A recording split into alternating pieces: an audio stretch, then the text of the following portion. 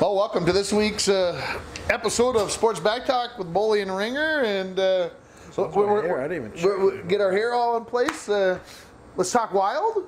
We got lots of stuff to talk about. You want to start with Wild? Because I was thinking on the way here.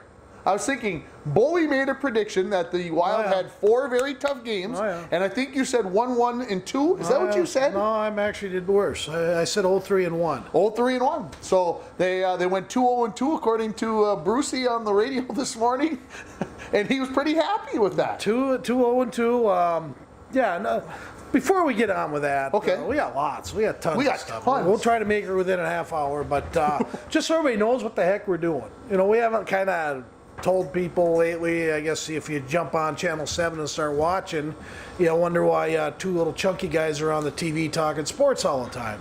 Well, it all started about a year ago where me and Ringer both are into sports, and we talked to Barbie Borger, who said, that'd be kind of fun to do on a TV. And so that's what we do. What we do every week is we come here on a Monday. It's usually taped Wednesday, Thursday, and Fridays on your local television. You can also get it on kcctv.org and watch it on your computer. But what we do is we talk about the week in sports, try to talk a little bit about high school. We try to stay a little bit away from that. For fear of saying the wrong things. We kind of he doesn't want to step on my other show. Yeah, this other show, Coach's Corner, and we kind of say it the way it is. If we don't like something, we'll let people know. If we don't like a certain team and how they're playing, we'll definitely not afraid to say things. But our show is all fun, and I'll always say it, and I'll say it today, don't take us too serious. We're just 2 guys who like talking sports. So how'd I do? You did great. Yeah, because you did awesome. If people just jump on there and they're a first-time viewer, they'll wonder what the heck we're taking up the airwaves for. Exactly. So let's go on. Yeah. So the Wild, I don't know how many of the 4 games you got to watch. All of them. All of them, of course. You taped them. And you watched them, and you scanned them back and forth and everything. Are they playing as well as Bruce thinks that they're playing? Head coach Boudreau, by the way. Just want to make sure we got the right Bruce. I'm happy with what they're doing. Parisi seems to be getting close. Has shown some flashes of what he normally does, which is causes havoc, gets in front of the net, scores chippy goals. Wild don't have a lot of inside players. He's one of them. So I like Granlund's play. So Granlund's been their best forward. All year. Okay, bar none. Nobody else. I think Bruce would agree with you on that. Yep. Their 2 best defensemen, surprisingly, has been Jonas Brodin, who I think has been their best in the last 10 or 11 games, and then Ryan Suter's playing his best hockey ever. Okay. I don't know if I'm saying that for his Nashville days, but as far as Wild days. For his Wild days, by far, he's playing the best hockey he's ever played. They talked about that they have been limiting his minutes maybe a little bit. Not much, but a little bit. Do you think that makes a difference? Well, sure.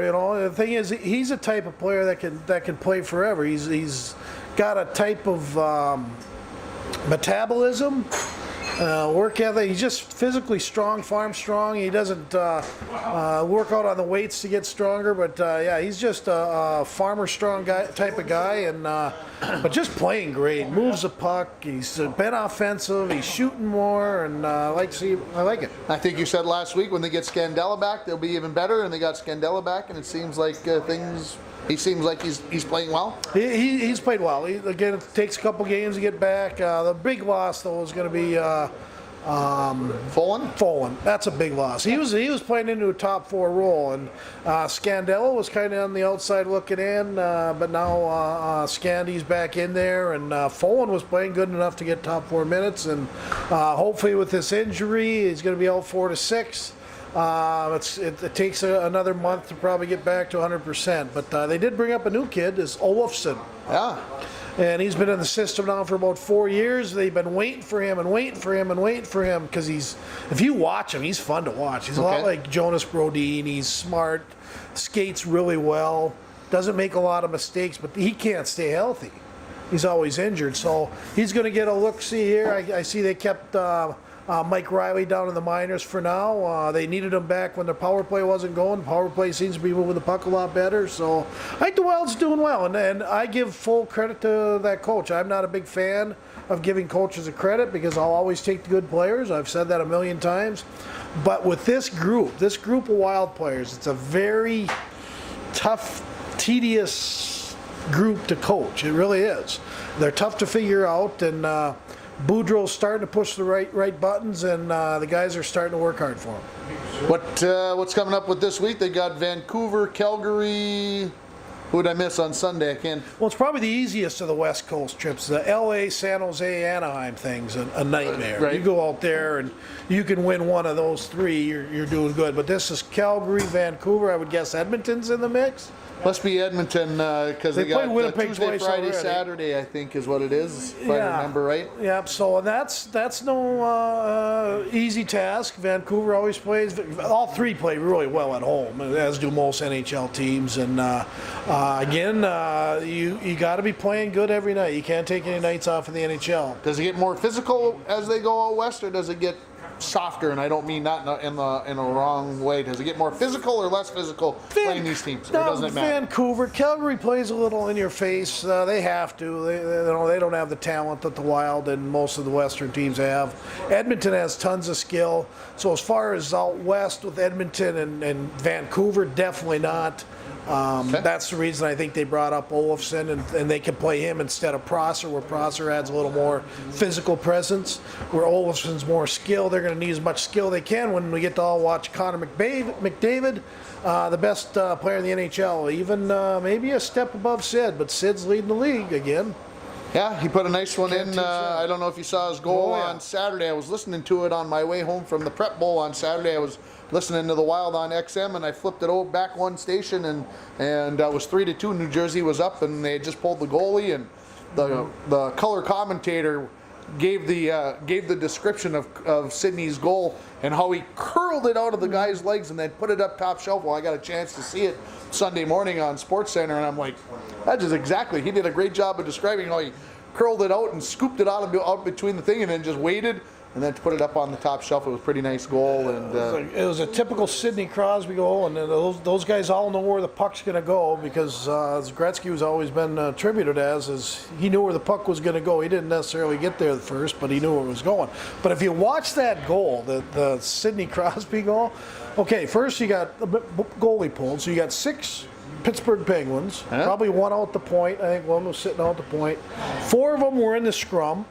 And then 5 New Jersey Devils were in this. I mean, they were all within this little cubicle together. The goalie was in there, and Sidney was off to the side. Okay, so it was like what's that rugby game? They're all scrumming, and the ball comes out of the puck, and he just sits there and roofs it. And it was really fun when they locked down on that view because Sidney was the only one over there. Now New Jersey, Heinrich, I think was his name, number 14. He's standing there right next to the net. If he would have looked around and saw Crosby there, he would have definitely went there. There's no need joining the scrum of 10. Yeah. You know. Yep. But typical New Jersey, and I was kind of whining the other night. I know you find that hard to believe. I was kind of whining a little bit. I said, don't the Wild ever come back and tie anything up when they pull their goalie? They haven't done it in like Danny Heatley. I think he was one of the last ones I remember. That was like 2-3 years ago, and that was probably his only goal of the year. But I just whining, and Diana says, well, they're going to do it tonight, Mike. And I kept whining, and all of a sudden they did her. They scored. I got all happy, and my wife tapped me on the head. There you go, little buddy. You know. And then they proceed to lose it in overtime. Exciting overtime, 3-on-3, lots of chances for both teams, and lost in the shootout, right? Well, they don't do it anymore. Very seldom these overtimes now get to the shootout, right. And I think this is the second time for the Wild, and I think they're 1-1. So good hockey. So what else from the week? What else are we going to talk about? Tell me, let's talk about this Prep Bowl thing. You go down there and watch 32 games of championship football. How many classes we got in the state of Minnesota? 7 classes of football. I think we should add another one. Give some more kids some more ribbons. I think they've got to cut. The pie is right. I don't think we have to worry about them adding an 8th class for a while. I don't think that's coming unless we get some super mega schools coming, which I don't necessarily see. And I know the Eden Prairies and some of the schools will be considered mega schools already, but saw some big football, some good football. Saw maybe one of the craziest plays you'll ever get a chance to see. It was a tie ball game, last minute. Third and about 16 from their own 35-yard line. Rochester Lourdes doesn't want to make a mistake because I don't know if they can stop St. Croix Lutheran on stopping them from scoring and coming back and winning in the last minute. They throw a hook and lateral over the middle, complete it.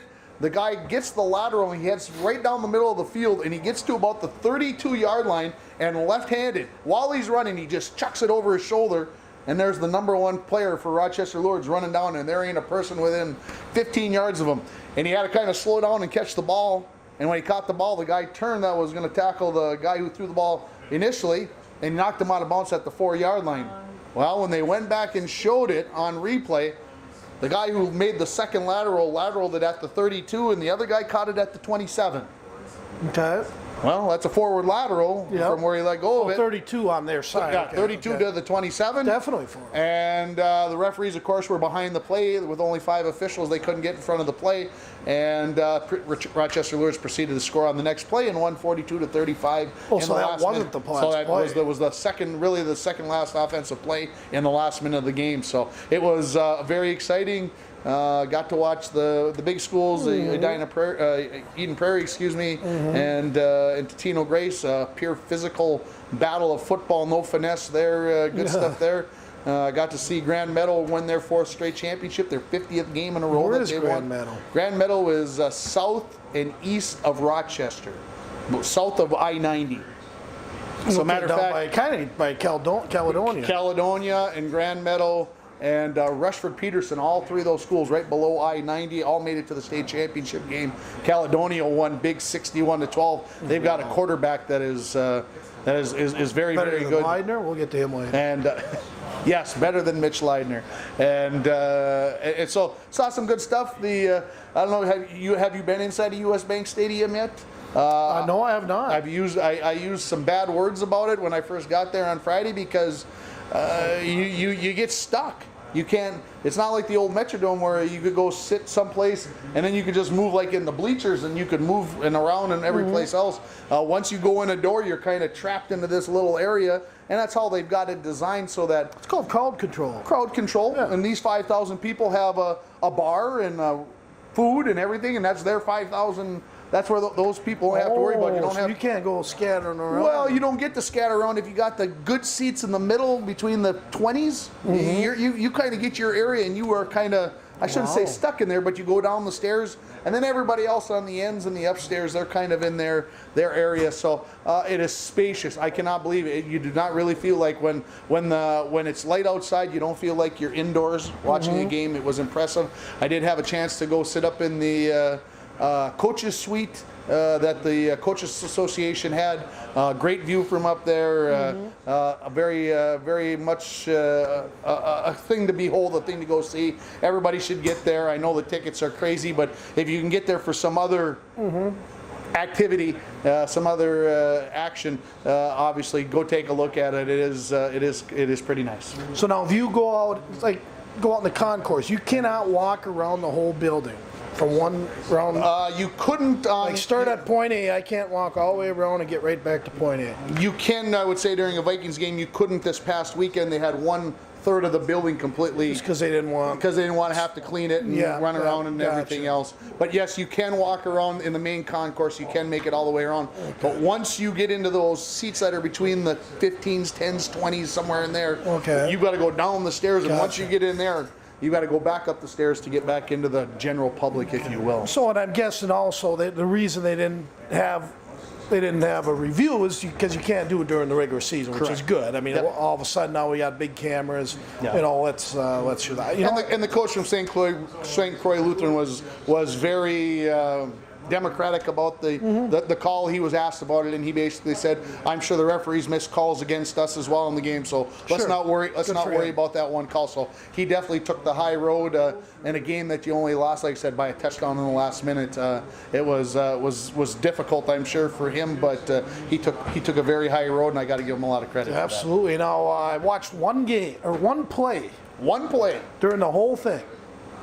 I meant to go over there. It's like a goofy channel, 413 or some doggone thing. And so I glanced. Every time I kind of went over there, it was between games. Like I saw the Rochester team celebrating there. I'm going, what is this? I mean, they know I'm coming, or but I watched one play. Do I know what it is? Was it the lateral? Was the last play of that game? No. You watched the Spring Lake Park play where they got a call back on a... No. What was it? It was the last play of the Eden Prairie Totino game where Eden Prairie ran it in to make it. Was it a run play or a pass play? Because I left with about a minute. It was a run play. It was a mute play.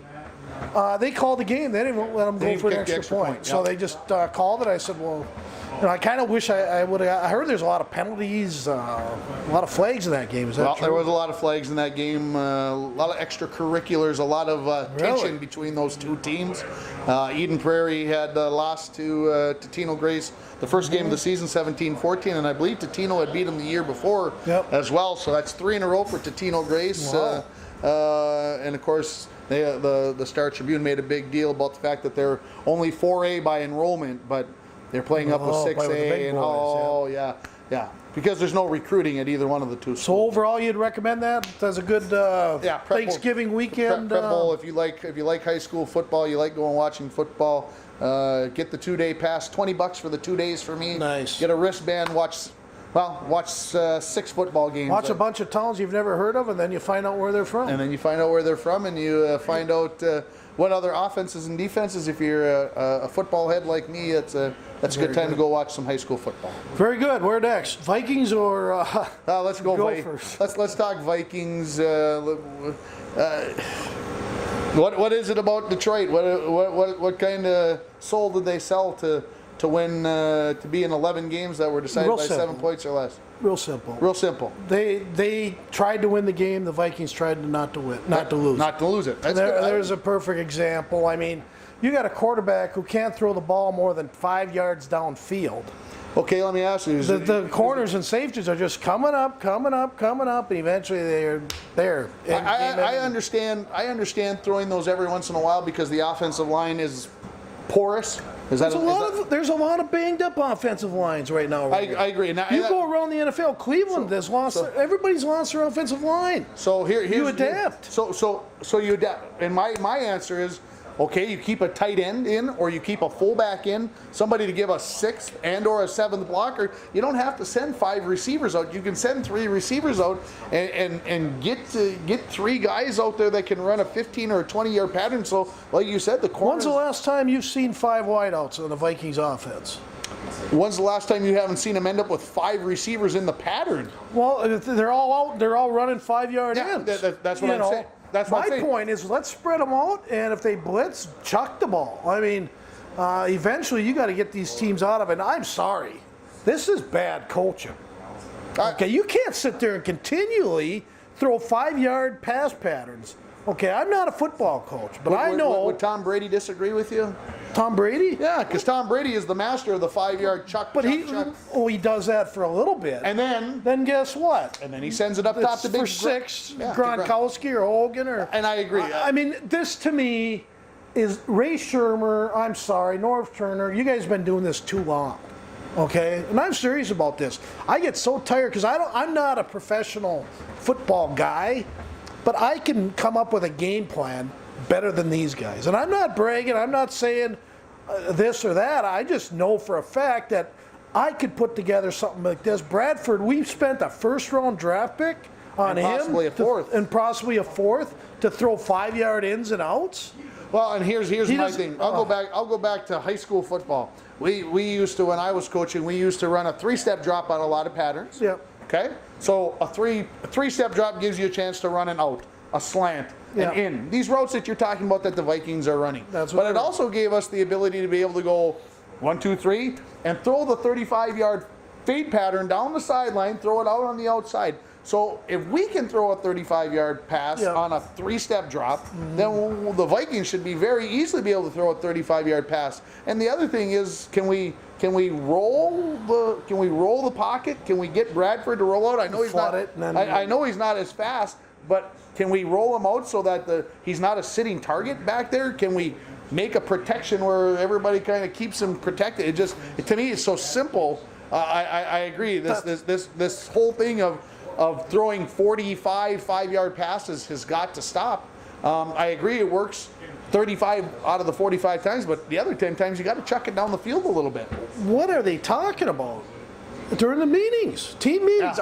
Can I attend a team meeting and put my hand up and say, excuse me, Mr. Shermer it is?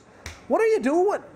Okay, there's defenses out there. I mean, there's Detroit's not a high-end defense. Chicago is not a high-end defense. Okay, they made the Vikings look dismal. Washington, not a high-end defense. And they're shutting these guys down. Look what Rodgers goes out there. He doesn't have an offensive line. Have you seen all the injuries on that offensive line? Yeah. You know, and I'm tired of it's all coaching. I mean, I don't normally go after coaching because I was one, and but it's basically X's and O's here, my friend. And if anybody's watching this, let me know if you beg to differ, because I don't get it. I don't know why they can't figure this out. Somebody said to me, if the Vikings score I'll say this back again.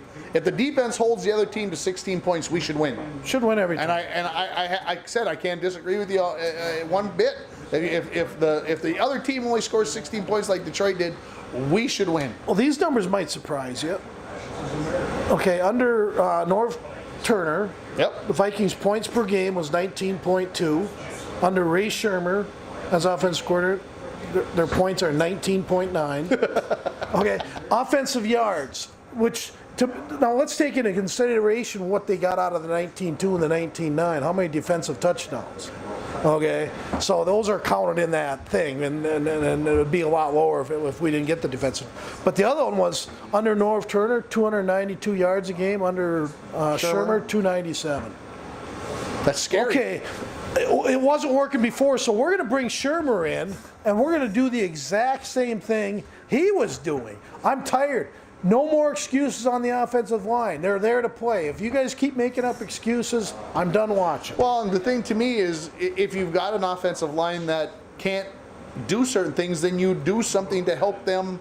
You come up with a scheme that helps them to opt the pass block. You make it better. Like I said, you leave a tight end in and you help the tackle out, or you leave a fullback in and you help that guard or that center out in the middle of the field to pick up the blitzes or somebody else that's coming along. You give them some help and you sacrifice people in the pattern. I would sacrifice Rudolph. Yeah, well, you made that point last week. But talk about a pansy. You talk about 7 yards and a lay down on the ground. Put your shoulder down and hit somebody. You watched Jordan Reed the other day in Washington? I didn't. His shoulder's like hanging like this, and he's jumping up and taking hits and hitting guys. And you'd be better off leaving Rudolph blocking. Where do we get this guy? And why has he gotten so much accolades? I mean, the first few years he caught some touchdown passes. He did some things. Now it seems like we're going backwards. I mean, and I was a high school quarterback, believe it or not. I didn't play on the offensive line, but I could do what Bradford's doing for a little bit less money. Okay, I could sit back there, drop 3-4, bang, bang, try to just throw that little 5-yard in. I could do that. Okay, there ain't much defense to read. When you got guys running skinny posts and things like that that are timing patterns, outs and ins, he can't do it. He can't do it. Why did who saw something in this guy? Spielman? Boy, I'm on a roll right now, and we better change subjects. And it ain't going to get any better because we're going on to go for football. This is 4 days later, and he's still angry. Can you imagine what he was like on Thanksgiving afternoon? Actually, I was amped. No.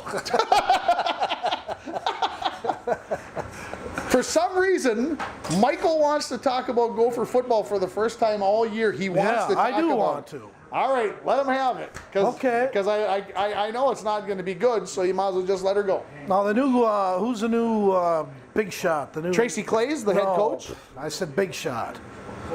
The athletic director. Kaler or somebody. Anyway. Yeah, something like that. He kind of came out today and they asked him what's going to happen, and then he says, I don't know yet. Oh, I got a tweet this afternoon that said that Tracy Claeys has got his full support. Of course. Of course he's going to say. Why would he get that full support?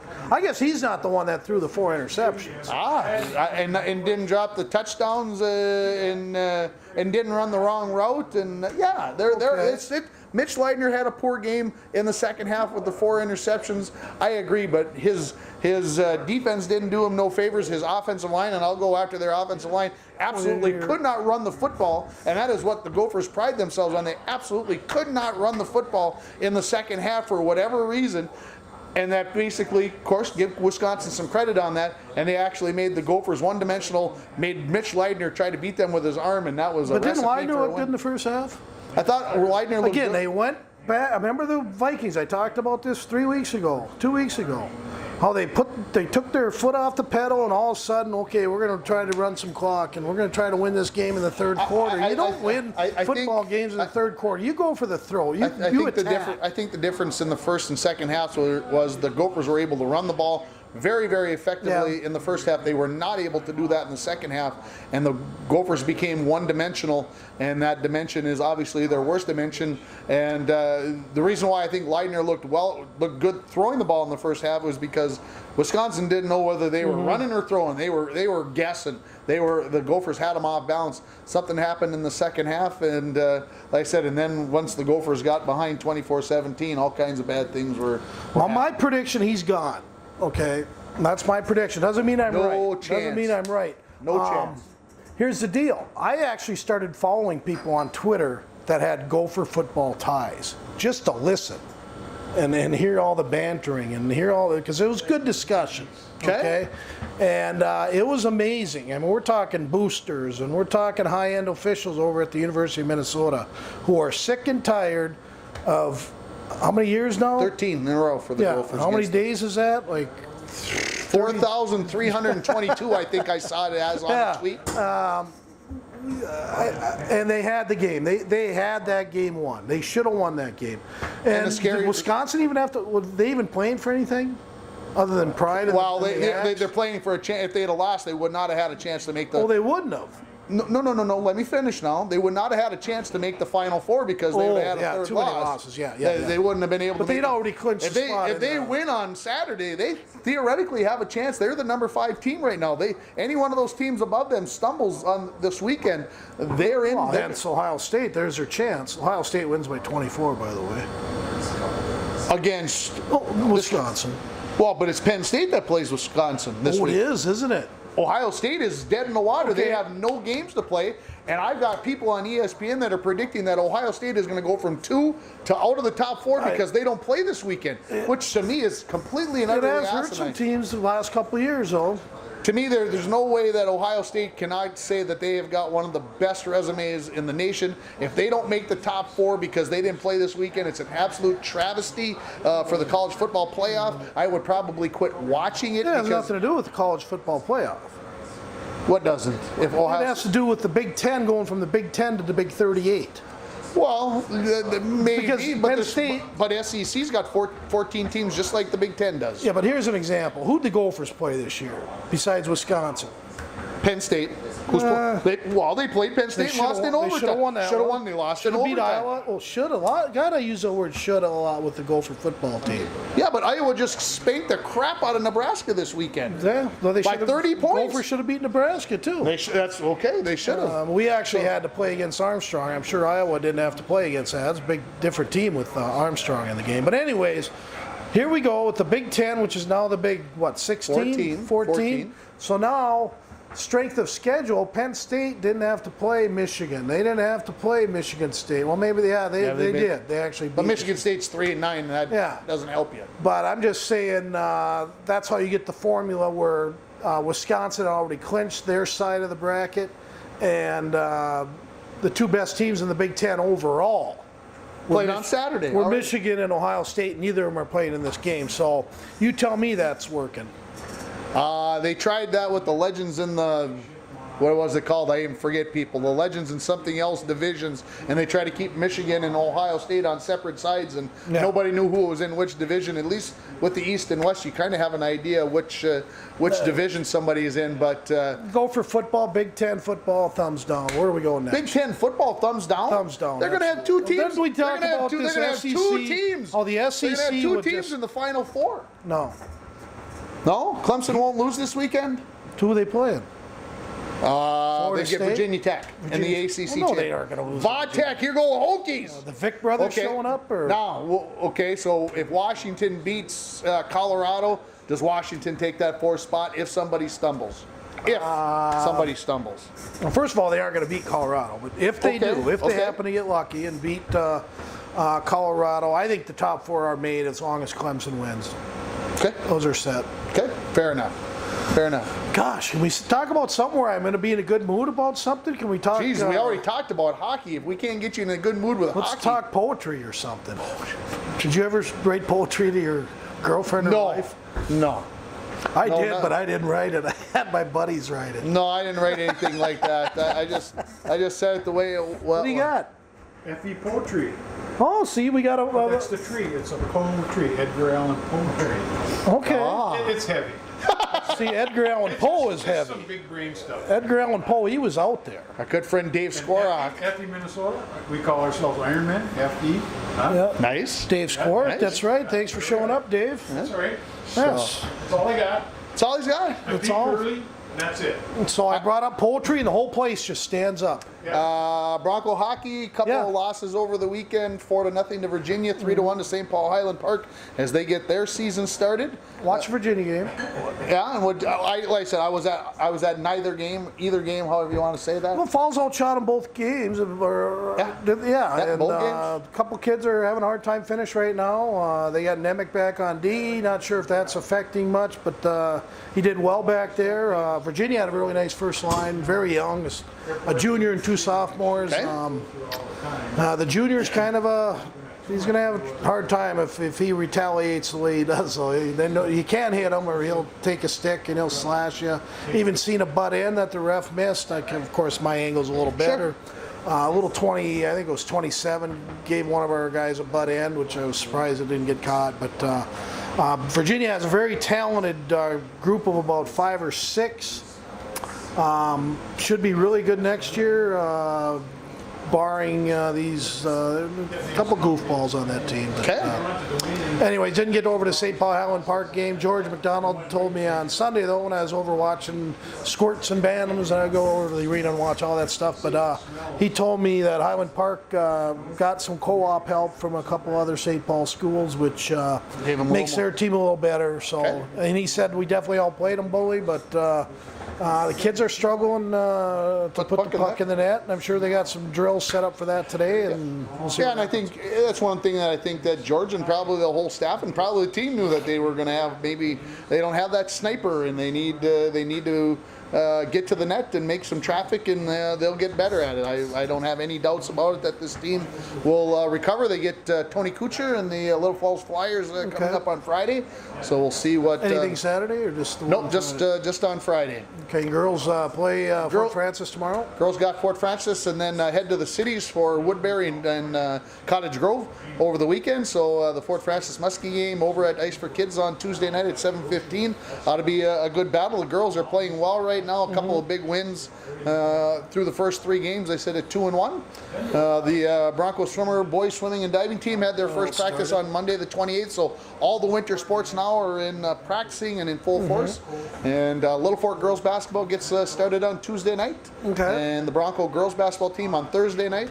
So pretty soon, by next Tuesday, everybody will have a first game in, except for the boys swimming. They'll have theirs on Thursday, and then it's off and running for the winter season. It'll be in full effect. And then you're gone, basically. Yeah, basically 4 nights 4 nights a week. Well, you mentioned you were doing a Hibbing out-of-town hockey game, but that was really all you were going to do in December. And That's the only out-of-town hockey game that I am doing is on December 9th, Friday, December 9th.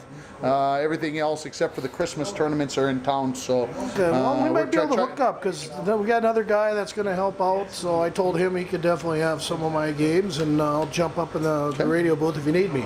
Gunnar Anderson and his St. John Johnnies lost to UW Oshkosh this weekend in the NCAA Division III playoffs. St. Thomas continue to roll. They look like they are well on their way to the Final Four, at least, if not the championship game. And North Dakota State, North Dakota, and South Dakota State all get back into the NCAA FCS tournament this weekend. As the the round of 16. The first round games were played already. The first round games were played, and so the round of 16 games this week, and all 3 of those teams get a chance to play at home. And I love the fact that North Dakota State and North Dakota are on opposite sides of the bracket, and let them see if they can play out to the end. This is the first time North Dakota, the Fighting Hawks, have made the tournament since they've gone 1AA, as I call it, FCS.